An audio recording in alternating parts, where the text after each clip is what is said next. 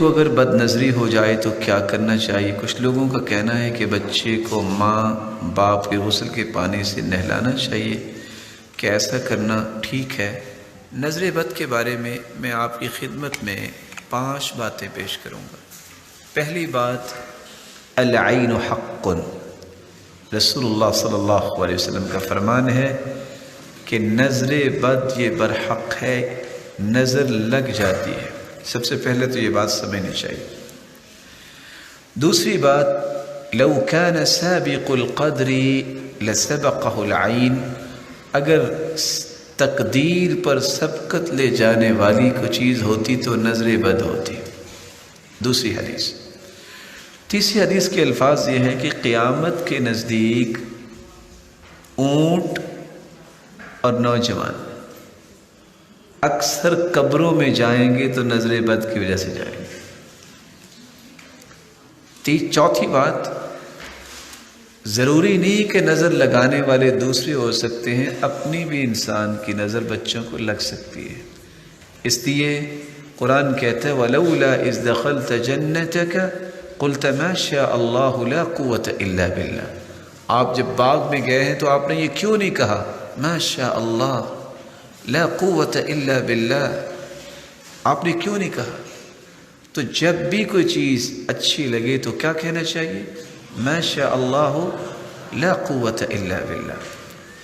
آپ صلی اللہ علیہ وسلم تشریف فرما تھے، عامر صحابی، اس وقت انداز زندگی ایسا ہی تھا، سادگی والا۔ ایک شخص غسل کر کے آیا، صرف اس کے کندھے نظر آ رہے تھے، تو ایک شخص نے صرف یہ کہا اوئے کیا کمال کی جوانی ہے، وہ وہاں ہی گر گئے۔ تو آپ نے اس وقت فرمایا تھا علی ما یقتل احدکم اخاہ، تم میں سے کوئی شخص اپنے بھائی کو کیوں قتل کرتا ہے؟ لفظ کیا بولے ہیں؟ قتل کرتا ہے۔ تم نے یہ کیوں نہیں کہا ما شاء اللہ لا قوت الا باللہ؟ تو نظر بد جو ہے والدین کی بھی لگ سکتی ہے، نظر بد کسی اور کی بھی لگ سکتی ہے۔ اس لیے چوتھا کام یہ کرنا چاہیے، ان 3 باتوں کے بعد صبح اور شام وہ دعا پڑھ کے اپنے بچوں کو دم کریں جو دعا سیدنا ابراہیم علیہ السلام اسماعیل اور اسحاق دونوں کو دم کیا کرتے تھے، اور وہی دعا جو ہے وہ جبریل امین نے آ کے اللہ کے رسول کو بتائی جب حسن و حسین جو جنت کے شہزادے ہیں، جب وہ دونوں بیمار تھے تو آپ صلی اللہ علیہ وسلم بیٹھے تھے تو جبریل امین تشریف لائے، پوچھا کہ آج آپ پریشان ہیں؟ فرمایا یہ دونوں میرے پھول بیمار ہیں، حسن و حسین۔ تو جبریل امین نے فرمایا کہ آپ یہ دعا پڑھ کے ان کو دم کیجئے، اور دعا کے الفاظ کیا ہے؟ اعیذکما، چونکہ وہ 2 تھے، اعیذکما بکلمات اللہ التامہ من کل شیطان وہام ومن کل عین لام۔ یہ 3 کلمات پڑھے اللہ کے رسول صلی اللہ علیہ وسلم نے، اور سیدنا حسن اور سیدنا حسین رضی اللہ عنہما کو دم کیا۔ فقام یلعبان، وہ دونوں جو بیمار تھے اٹھے اور کھیلنے لگ گئے۔ 5ویں بات جو میں آپ کی خدمت میں پیش کرنا چاہتا ہوں، میں آپ سے بھی گزارش کروں گا، ہر نماز کے بعد 2 صورتیں جو سورۃ الفلق ہے اور سورۃ الناس، اس کو پڑھنا نہ بھولیے۔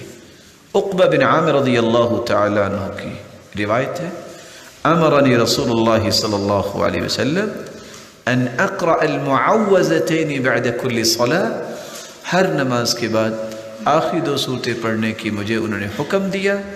جو شخص یہ صورتیں پڑھتا ہے وہ نظر بد سے بھی بچ جاتا ہے، اور جادو جیسے اس طرح کے مذموم فعل سے بھی رب تعالیٰ اس کی حفاظت فرماتے۔ اور ایک دعا جو آپ کو یاد ہوگی جس کو دم جبریل کا نام دیا جاتا ہے، صحیح الجامع کی روایت ہے، اللہ کے رسول صلی اللہ علیہ وسلم بیمار تھے، جبریل امین آئے اور آ کے کہتے ہیں یا محمد اشتکیت، آپ بیمار ہیں؟ قال نعم، جی ہاں۔ تو جبریل امین نے کون سے الفاظ پڑھ کے دم کیا؟ بسم اللہ ارقیک، میں اللہ کا نام لے کے آپ کو دم کرتا ہوں۔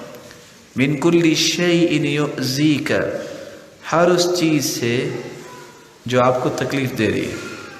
من شر کل نفس، ہر نفس کی شرارت سے. او عین حاسد، ہر حاسد کی نظر سے. بسم اللہ ارقیک، میں اللہ کا نام کے ساتھ دم کرتا ہوں.